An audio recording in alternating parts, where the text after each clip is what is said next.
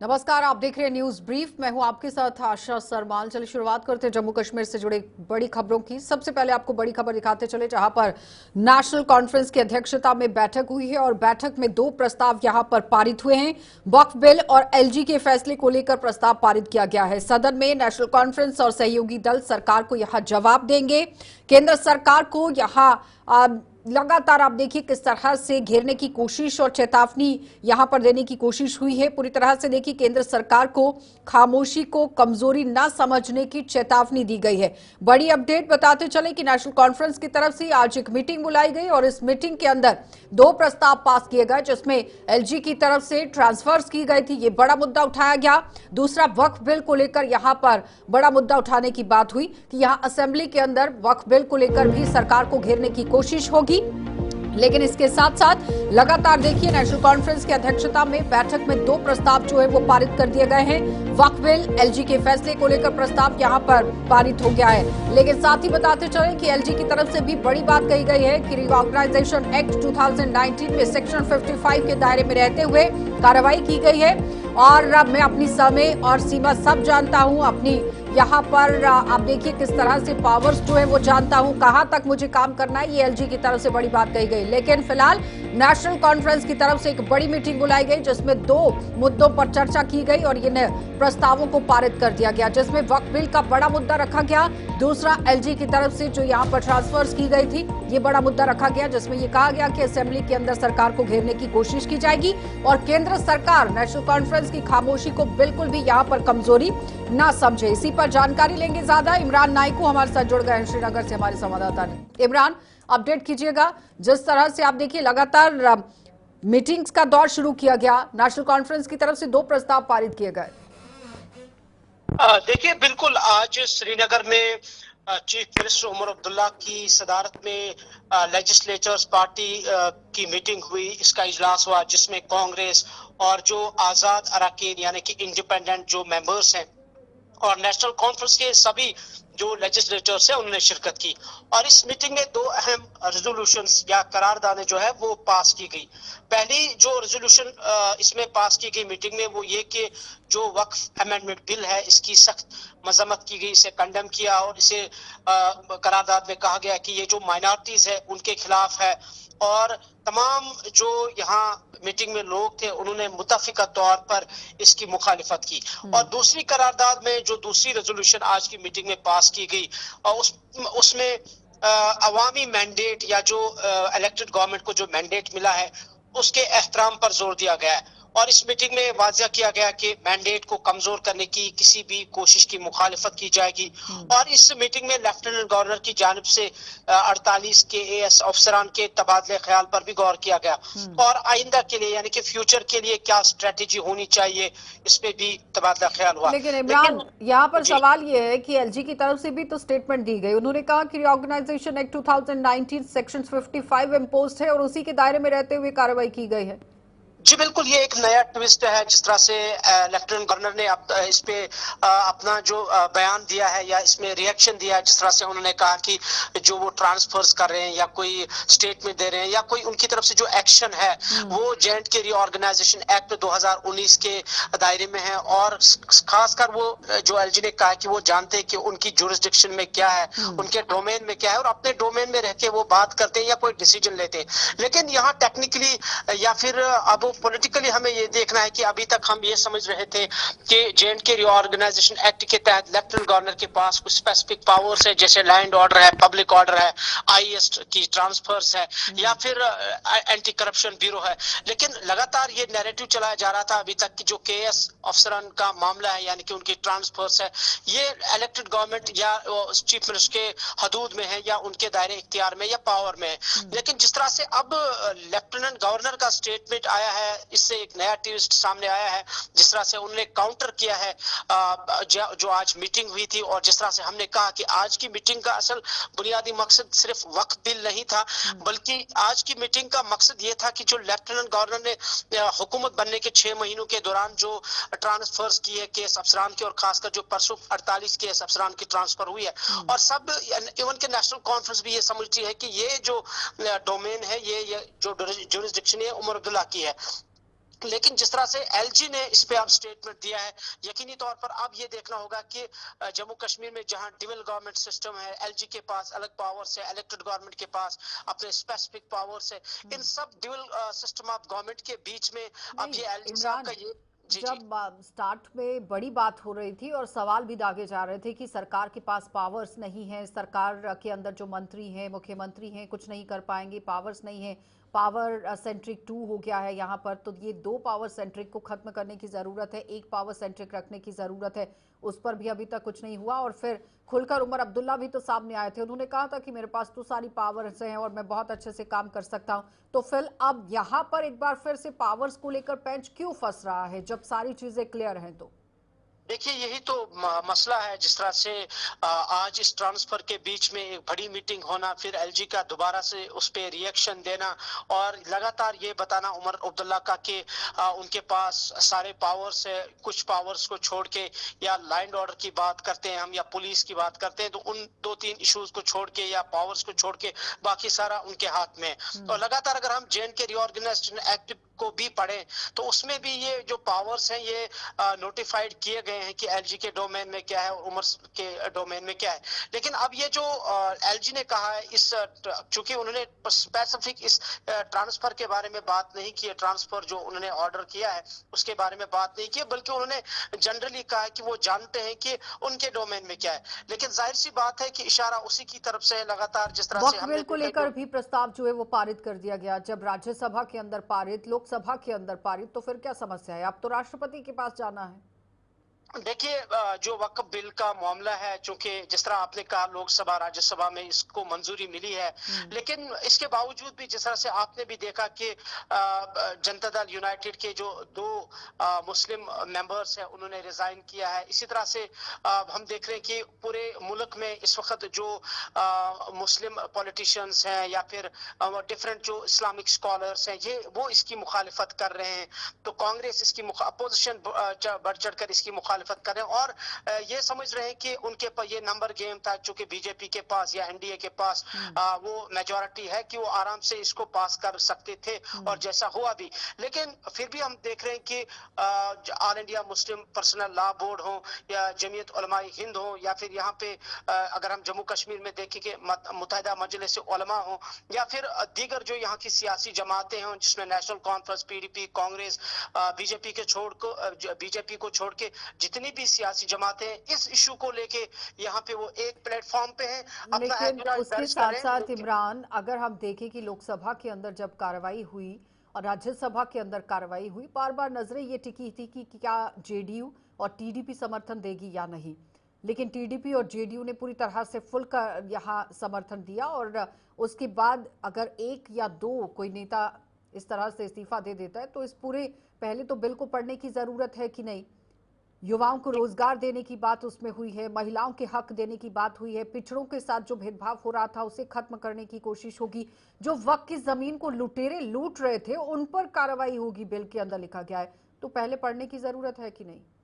देखिए गवर्नमेंट का अपना एक अलग स्टांस है, इस पे गवर्नमेंट का अपना एक मौकफ है। जिस तरह से वक्फ अमेंडमेंट बिल को लेके होम मिनिस्टर ने भी कहा कि ये एक गलत नैरेटिव फैलाया जा रहा है कि मिस इन्फॉर्मेशन जो है वो कन्वे की जा रही है वक्फ बिल को लेके। और जिस तरह से आपने भी कहा कि उस बिल में सारी, उस नोटिफिकेशन में सारा बता दिया है गवर्नमेंट ने कि इसमें मुसलमानों के लिए या किसी की प्रॉपर्टी नहीं छीनी जाएगी या इस पे किसी नहीं, जब मजहब में सरकार के पास मैंडेट है, बहुमत है, उसके बावजूद भी अगर सदन के अंदर इस तरह से बहस होती है, चर्चा होती है, तो फिर समझ में आना चाहिए कि पब्लिक डोमेन के अंदर इन सब चीजों को लाया गया है। क्योंकि 1950 से लेकर 2025 तक अगर हम देखें तो 52,000 एकड़ जमीन थी जो बढ़कर 9,40,000 एकड़ जमीन हो गई। तो सवाल उठते हैं कि नहीं, तो कार्रवाई अगर इस पर हो रही है तो सबको साथ आना चाहिए एक पटल पर। बहुत बहुत धन्यवाद इमरान जुड़ने के लिए। तो फिलहाल आपने देखा कि नेशनल कॉन्फ्रेंस की तरफ से जिस तरह से 2 प्रस्ताव जो है वो पारित किए गए हैं, जिसमें एक वक्फ बिल को लेकर बात कही गई है, दूसरा यहाँ एलजी की तरफ से जो ट्रांसफर्स की गई है उस पर सवाल उठाया गया है। लेकिन दायरे में रहकर एलजी कह रहे हैं कि काम किया गया है। वक्फ बिल के अंदर आप देखिए, लोकसभा की अगर बात करें यहां पर पारित हुआ, राज्यसभा के अंदर पारित हुआ, अब राष्ट्रपति के पास जाना है। लेकिन अगर उसके खिलाफ अभी भी इस तरह से आप देखिए आवाज अगर उठ रही है तो फिर किस तरह से आने वाले समय में सरकार इस पर संज्ञान लेगी, ये तो देखने वाली बात है। आगे बढ़ जाते हैं, एक और बड़ी खबर आपको उधमपुर से दिखाते चले, जहां पर आप देखिए संदिग्ध देखे जाने के बाद किस तरह के हालात जो है वो नजर आ रहे हैं। उधमपुर की 2 तहसीलों में यहां सुरक्षा बलों का सर्च ऑपरेशन लगातार जारी है। मजालता और रामनगर तहसील में सुरक्षा बलों ने मोर्चा संभाल लिया है। आतंकियों को मार गिराने के लिए बड़े पैमाने पर अभियान शुरू कर दिया गया है। उधमपुर और कठुआ जिले की सरहद पर घेराबंदी को तेज कर दिया गया है। सबसे पहले आपने देखा कि जिला कठुआ के अंदर संदिग्ध देखे जाने के बाद अलर्ट मोड पर सुरक्षा बल आए। जम्मू कश्मीर पुलिस ने पूरी मुस्तैदी के साथ वहां पर काम किया, लेकिन उसके साथ साथ 2 आतंकवादियों को ढेर भी किया गया था।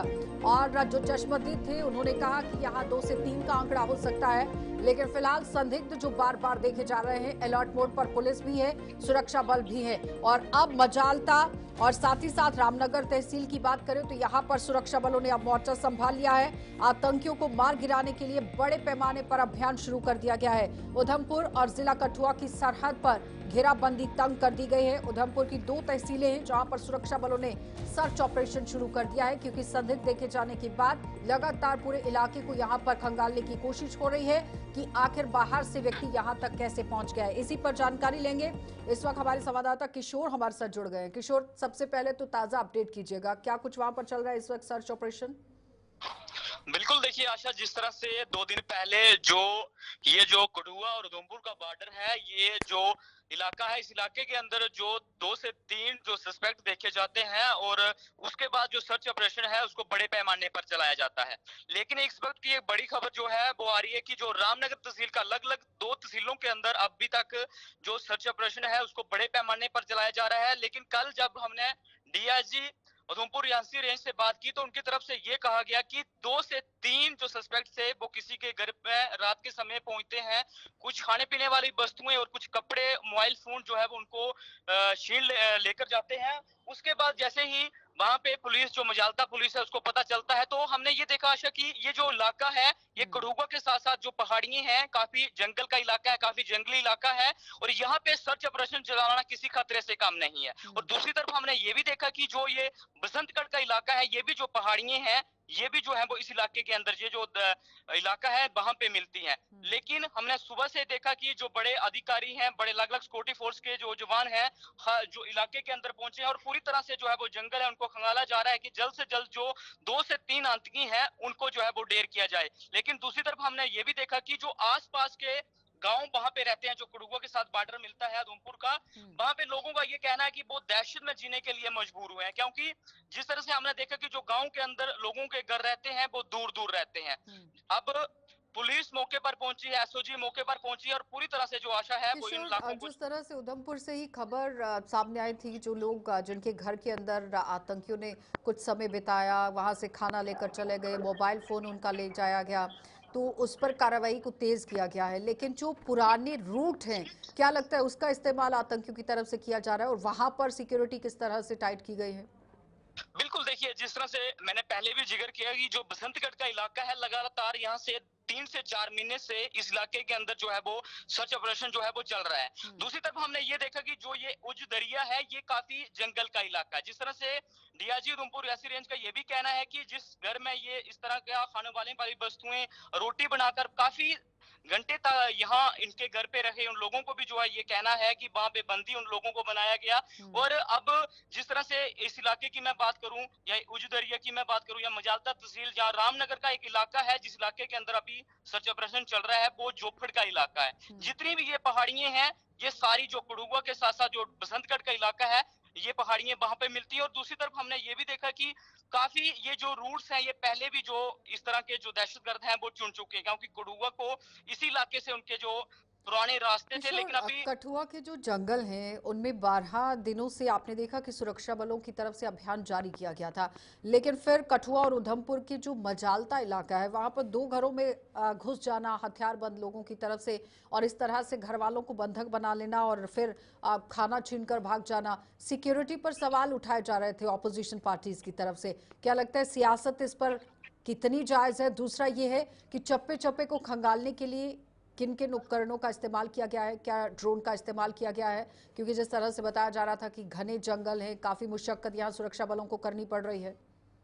देखिए, ड्रोन का इस्तेमाल आशा कई जो 4 महीने की मैं बात करूं तो वो बसंतगढ़ इलाकों के अंदर किया जा रहा है, लेकिन दूसरी तरफ आपने ये भी कहा कि अय्यासियों पे भी काफी जो सवाल जो है वो उठाए जा रहे हैं, क्योंकि जिस तरह से हमने ये देखा कि ये जो इलाका है जंगल के इलाके के साथ साथ लोगों से भी जो है वो पूछताछ जो है वो जारी की गई है। हमने ये देखा कि जो ये मजालता का इलाका है जहां पे काफी ऐसे जो लोग हैं ये इनके जो घर हैं ये दूर दूर रहते हैं। अब ये कैसे वहां पे पहुंचे, किस तरह का उनकी तरफ से ये रास्ता चुना गया, अभी ये भी बताया जा रहा है कि जो रामनगर का जोफड़ का इलाका है पहले भी जो घटनाएं इस इलाके के अंदर हुई हैं, बसंतगढ़ के या डुडू के अंदर हुई हैं, तो इनकी तरफ से इसी तरह से रास्ते जो थे वो चुने जाते थे। लेकिन इस पूरी तरह से इस इलाके को खंगाला जा रहा है। आपने पिछले दिनों ये भी देखा था कि एसएसपी उधमपुर ने पूरे जितने भी बसंतगढ़ के लोग थे उनको भी जो है वो एनडीपीएस एक्ट के तहत उन पे भी पीएसए लगाए गए थे। लेकिन अभी भी जो इस इलाके मजालता की मैं बात करूं, उन लोगों से जो है वो पूछताछ जो की जा रही है। आपको याद होगा कि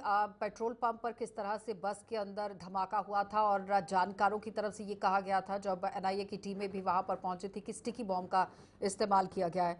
लेकिन अगर इस तरह से संदिग्ध वहां पर देखे जा रहे हैं तो फिर सवाल उठ रहा है, क्योंकि एक और सवाल ये था कि रात करीब 1 बजे घर से जाते समय यहाँ मोबाइल छीन लिया जाता है, कच्चा राशन छीन लिया जाता है, ट्रैक सूट तक यहाँ पर छीन लिया जाता है। इसमें कितनी सच्चाई है? बिल्कुल, देखिए जब हम कल ग्राउंड जीरो पे इसी इलाके के अंदर पहुंचे तो हमने जो वहां के लोकल लोग थे हम उस घर में भी जाना चाहते थे, लेकिन जो पुलिस थी उनकी तरफ से उनके घर तक नहीं जाने हमें दिया। लेकिन जब लोकल लोग थे उनसे जब हमने बात की तो उनकी तरफ से ये जो बातें सोशल मीडिया पर ये फैलाई जा रही थी कि वहां से उनकी तरफ से खाना और कुछ मोबाइल फोन और कुछ कपड़े लेकर, ये इस बात में पूरी तरह से ये सच है, क्योंकि लोगों का ये कहना है कुछ कपड़े कुछ रोटियां वो खुद बनाकर वहां से लेकर जाते हैं। लेकिन अब जिस तरह से टीसीबी दोमेल के अंदर धमाका हुआ था उसके भी जो तार थे वो आशा बसंतगढ़ से जुड़े हुए थे। लेकिन अब ये कहना मुश्किल है कि वो बसंतगढ़ जहाँ कहीं के जो लोग हैं कुछ मिले हुए हैं, लेकिन अभी फिलहाल इसकी पूरी तरह से सवाल ही तो यही उठता है ना कि अगर घना जंगल है, रास्ता सही नहीं है, खाने का आपके पास सामान नहीं है, तो फिर लोकल स्पोर्ट पर सवाल उठता है कि आपका सर्वाइवल कैसे वहां पर हो रहा है। कुछ गिरफ्तारियां हो पाई हैं क्या? अभी तक किसी से पूछताछ हो पाई है? लोकल्स के साथ कोई या बातचीत की गई पुलिस की तरफ से? बिल्कुल, देखिए पूछताछ जो है वो कई दिनों से जारी है, लेकिन इस अगर मजालता की बात करें तो यहाँ पे जो एसएसपी उधमपुर है, खुद एसपी जो है वो इस इलाके के अंदर लगातार 3 दिन से इस इलाके के अंदर है, लोगों से पूछताछ की जा रही है। लेकिन बड़ी बात ये भी देखिए आशा की, जब हम इस इलाके के अंदर पहुंचे जो खानाबदोश लोग हैं वो अपने डेरा लेकर जो है वो पहाड़ियों की तरफ जा रहे हैं, लेकिन उनकी भी पूछताछ जो है वो इस बार पुलिस द्वारा की जा रही है। उनको ये कहा जा रहा है आप कहाँ से कहाँ के लिए जा रहे हैं, लेकिन ये भी लोगों द्वारा ये भी कहा गया कि ये जो लोग खानाबदोश होते हैं ये पहाड़ों की तरफ जाते हैं तो भी रात के समय ये कौन सा रास्ता चुनते हैं, क्योंकि इनको भी पूरी रास्ते की जानकारी होती है। लेकिन अभी फिलहाल जो लोगों से पूरी तरह से जांच पड़ताल की जा रही है। दूसरी तरफ हमने ये भी देखा कि जो इलाका है इसको ड्रोन के माध्यम से, जो चॉपर के माध्यम से जो है वो पूरी तरह से इलाके की जो है वो छानबीन की जा रही है कि जल्द से जल्द इनके साथ संपर्क हो तो इनको जो है वो मार गिराया जाए। जी किशोर, बहुत बहुत धन्यवाद जुड़ने के लिए। तो फिलहाल आपने देखा कि किस तरह से बड़ी अपडेट किशोर उधमपुर से दे रहे थे, जहां पर रामनगर और मजालता इलाके के अंदर संदिग्ध देखे गए हैं और उसी पर कार्रवाई को तेज कर दिया गया है, क्योंकि सर्च ऑपरेशन चल रहा है और चप्पे चप्पे को खंगालने की कोशिश हो रही है। लेकिन सवाल ये उठ रहा है कि सर्वाइवल कैसे हो रहा है और कौन लोग यहाँ पर मदद जो है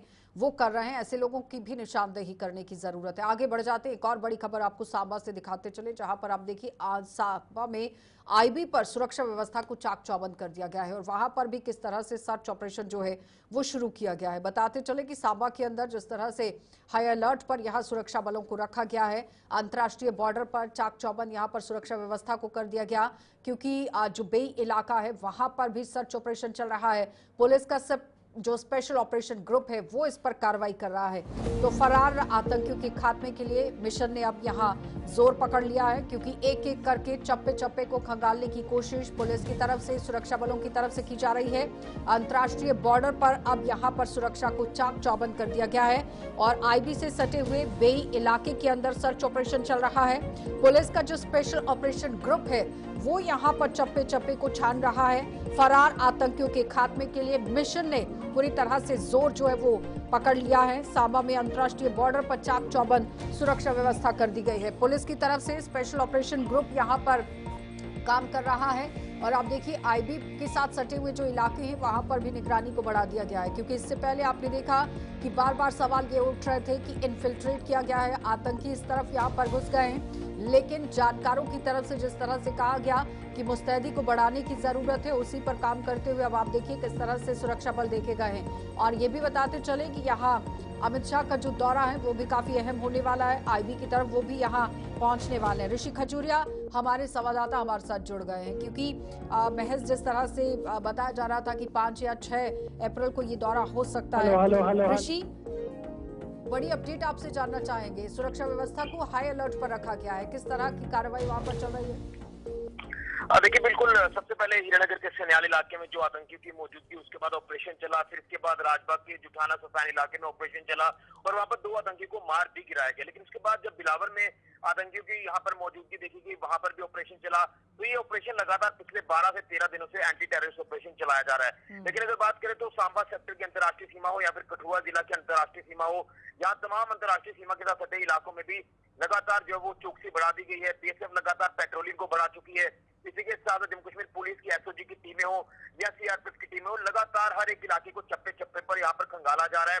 और खासतौर पर यहाँ पर जो संवेदनशील इलाके हैं, जो पुराने इन्फिल्ट्रेशन रूट्स हैं, वहां पर भी सिक्योरिटी को बढ़ाया गया है और पूरे इलाके यहाँ पर भी एक बड़े लेवल पर चेक किए जा रहे हैं। पुराने इन्फिल्ट्रेशन रूट, जैसे मैंने कहा कि बई नाला जो है ये भी एक संवेदनशील एरिया है। इसी के साथ आगे जितने भी दरिया है, नदी नाले जो नीचे की तरफ पाकिस्तान की तरफ जाते हैं, वहां पर पूरी तरह से चौकसी जो बढ़ती जा रही है और किसी तरह का सिक्योरिटी को लेकर रिस्क ना लिया जाए। इसी के चलते ये जो ऑपरेशन है ये लगातार चलाया जा रहा है। मैं आपको बता दूं, जंगल के इलाके, तमाम दरिया नदी नालों को इस समय जो है वो पूरी तरह से यहाँ पर वहां पर जो है वो सिक्योरिटी को लेकर पुख्ता इंतजाम किए गए हैं। ऋषि, कठुआ के साथ साथ अब आतंकियों की जो मौजूदगी संदिग्ध ही कहा जा सकता है, क्योंकि अभी तक इसकी पुष्टि नहीं हो पाई है, लेकिन फिलहाल जो संदिग्ध देखे जा रहे हैं बार बार कठुआ से उधमपुर की तरफ भी अब बढ़ते हुए देखे गए, मजालता इलाके के अंदर, रामनगर इलाके के अंदर, तो क्या लगता है कि किस तरह से अब कार्रवाई को अंजाम देने की जरूरत है, क्योंकि अब स्ट्रांगली इस पर कदम उठाने की जरूरत है कि नहीं, क्योंकि अमित शाह का दौरा भी है जो काफी अहम माना जा रहा है सिक्योरिटी के लिहाज से? देखिए, बिल्कुल इस चीज से भी इनकार नहीं किया जा सकता। हो सकता है कि ये फ्रेश इन्फिल्ट्रेशन हुई हो, घुसपैठ करके कुछ आतंकी यहाँ जो वो आगे बढ़ने की कोशिश कर रहे हो और कहीं ना कहीं ऐसा लग रहा है कि पुराने रूट्स को कहीं ना कहीं एक्टिव किया जा रहा है। लेकिन इसी के चलते लगातार जिस तरह से इस समय security forces on ground, on toes इस समय काम कर रही हैं और यहाँ पर एक तरफ अमित शाह जी का दौरा भी है, केंद्रीय गृह मंत्री, तो इस दौरे को भी काफी अहम माना जा रहा है, क्योंकि इसमें जो है सुरक्षा को लेकर काफी अहम बातें जो वो रखी जाएंगी और किस तरह से इन्फिल्ट्रेशन को रोकना है, किस तरह से आतंकवाद को मुंह तोड़ जवाब देना है, इसको लेकर भी एक ठोस रणनीति जो वो बनाई जाएगी। लेकिन आपने जैसे कहा कि संदिग्ध देखे जा रहे हैं, इसमें कोई शक नहीं है कि संदिग्ध जो देखे जा रहे हैं और कहीं ना कहीं लोग जो देख रहे हैं जिनके घरों में वो आकर पानी मांग रहे हैं या खाना मांग रहे हैं, इस चीज से इनकार नहीं किया जा सकता। तभी तो ये तमाम ऑपरेशन जो इस समय बड़े लेवल पर चलाए जा रहे हैं, ताकि यहाँ हमारा कोई किसी तरह का नुकसान ना हो, क्योंकि ऑलरेडी हमने अपने 4 जवानों को खोया है, 4 जवानों की शहादत हुई है। अगर पिछले 12 से 13 दिनों का अगर इस पूरे ऑपरेशन को लेकर बात करें तो डीजीपी जम्मू कश्मीर पुलिस नवीन प्रभा जी वो भी बधाई के पात्र हैं कि किस तरह से वो इस समय ग्राउंड जीरो पर वो खुद डटे हुए हैं। ऋषि, एक और बड़ा सवाल है कि 80 और 90 के दशक में इस तरह से घटनाएं देखने को मिलती थी राजौरी और पुंछ के अंदर, डोडा के अंदर, किश्तवाड़ के अंदर और हीरानगर सेक्टर की अगर बात की जाए।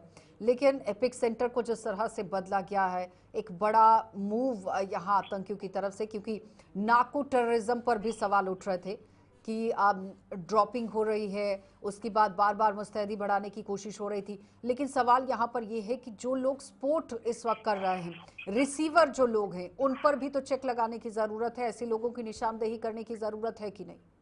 देखिए, बिल्कुल सही कहा। देखिए, एक तरफ हम आतंकवाद से लड़ रहे हैं, दूसरी तरफ नार्को टेररिज्म लगातार बढ़ता जा रहा है और कहीं ना कहीं ये जो पनपती गतिविधियां, हम आतंकी गतिविधियों को लेकर बात कर रहे हैं, इसके पीछे कहीं ना कहीं एक मुख्य कारण ये भी है कि इनको कुछ लोग, कुछ ऐसे शरारती तत्व हैं, देशद्रोही है, जो यहाँ पर लोकल सपोर्ट इनको मिल रही है। यूं कहे तो जो लोकल इंफ्रास्ट्रक्चर इनको मुहैया कराया जा रहा है, जिसके चलते ये अपने मंसूबों में कामयाब होने की कोशिश कर रहे हैं। लेकिन इन तमाम लोगों को भी चिन्हित लगातार किया जा रहा है। पिछले 12 से 13 दिनों में लगभग 2 दर्जन से ज्यादा लोगों को जो है वो डिटेन किया गया, जिनसे पूछताछ लगातार की जा रही है। इस तरह के लोगों के ऊपर भी कार्रवाई करने की जरूरत है। सही कहा था तमाम उस इलाके के लोगों ने, बिलावर के पंजीसी इलाके के लोगों ने, खासतौर पर वहां के विधायक ने, कि यहाँ पर कार्रवाई आतंकवाद को लेकर तो की जा रही है, आतंकवाद को पूरी तरह से यहाँ पर नेस्तनाबूद किया जा रहा है, लेकिन इनको जो सपोर्ट करने वाले लोग हैं उनके ऊपर भी चेक रखने की तो जरूरत है, लेकिन उनके ऊपर भी सख्त कार्रवाई करने की जरूरत है, उनको भी नेस्तनाबूद करने की जरूरत है। मुझे लग रहा है कि इसको लेकर अब जो है वो कहीं ना कहीं सिक्योरिटी फोर्स ऋषि, आपको नहीं लगता कि पिछले दिनों जिस तरह से ओवरग्राउंड वर्कर्स पर कार्रवाई की गई और संपत्तियों को जब्त किया गया वो नाकाफी था, सख्त कार्रवाई कर होनी चाहिए थी?